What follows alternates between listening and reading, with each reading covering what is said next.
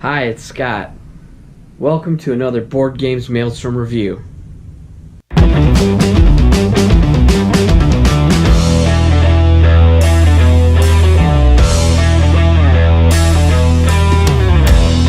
Hi, it's Scott from the Board Games Maelstrom. And today we're going to take a look at the 1 to 6 player game, brand new out from Solar Flare Games, Nightmare Forest Alien Invasion. We're going to go down to the table, we're going to check this one out, and give you my opinion. Now let's go down to the table and take a look. Alright gang, today we're going to take a look at Nightmare Forest Alien Invasion. It is designed and created by Dave Killingsworth and distributed by Solar Flare Games.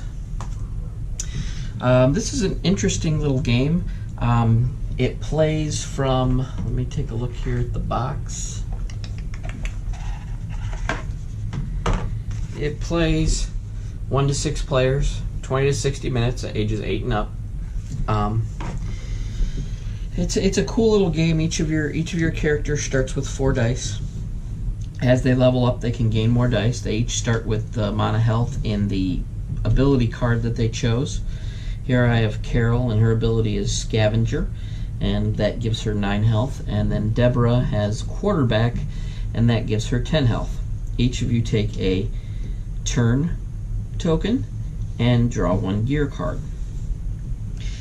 You have to enter the forest from different angles. As you can see, the forest set up. Each player, the forest is made up of 7 cards per player in different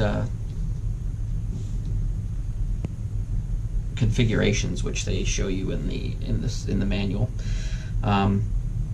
For each player, there are 2 level 1, 2 level 2, 2 level 3, and 1 level 4 cards.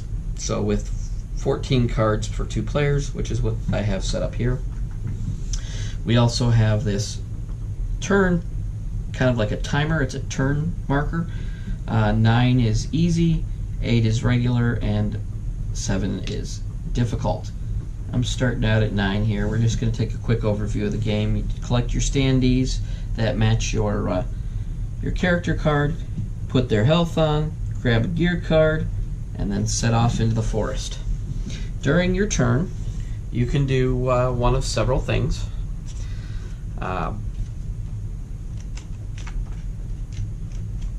You can clear the forest, which is fighting an alien. You do that from an adjacent space. You can search for gear, which you have to do from within the forest, so you first have to at least kill 1 alien in order to get into the forest. You can use experience if you have it, and you can heal each other.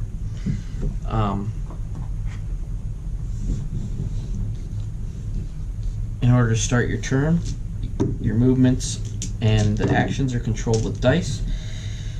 Yeah, let's say I was going to start with Deborah here, and she was going to move into the forest here to this level 1 card. What we would do is flip it over. It is a scorpion alien. As you'll see up in here, this is a defense value of 3, so I would have to decide.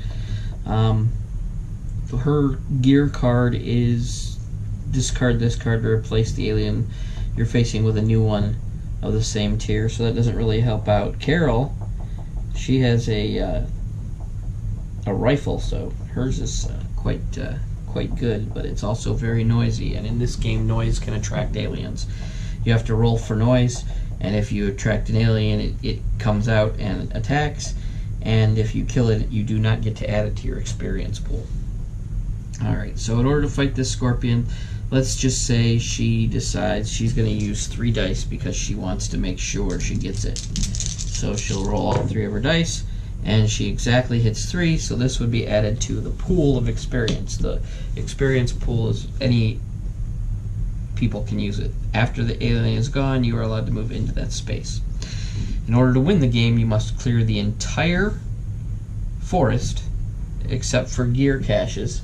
You have to clear the entire forest in the amount of turns that you have. For this one it would be 9, so each person takes a turn, and then they would move down 1, and then you would die when it reached 0. She has rolled 3 dice to kill that first alien, so now there's 1 dice left. So I can use this to search for a gear card because her gear card kind of sucks. You can't have any more than 3 gear cards at any one time. So 2. I'll get to choose 2 gear cards, and I'll get to pick one. You don't get to... So for this, we have a fusion blade. Has an infinity of uses. It makes no noise, and then a screwdriver. And this is going to be an easy choice, that's for sure. We'll discard this screwdriver, and now Deborah has a blade. So that would be her turn. Her turn is over. And at that point, she would take her active player token and turn it over to turn over. And then it would be Carol's turn. Carol's going to decide to clear this. She flips it over. Oh! She finds a grayling alien. The flavor text says, I was just standing there. It was just standing there staring at me. It's only got a 2, so she's going to try and get away with using just 2 dice to kill it. And she hits it with 3, and it dies. It also goes into the shared experience pool. She may decide to go for another alien, or she may decide to search. She's got a pretty good gun, so what we're going to do is we're gonna flip over this level 3 alien and use our rifle and see what we can get. So flip it over. Ooh, Atarios, and it's aim for the head, or they will split into 2. It has a 7 defense, and we only have 2 dice, and we have a rifle which does 3 damage. So we're going to need to get a pretty good roll, or else we're going to get attacked by this alien. So you roll it, use the rifle, and come up blanks. So all we do is 3 damage, and it's not enough to kill it, so in between they heal themselves. And the gun goes to the side, indicating it's done one of its uses. And also we have to roll a die, and in this case blank is nothing. 1 is a tier 1 alien, and 2 is a tier 2 alien. So we have to roll, and there's a tier 1 alien going to come out and pop right on top of a Glico. So now that has to be killed before the next one can even be attacked. And play will go back and forth like this.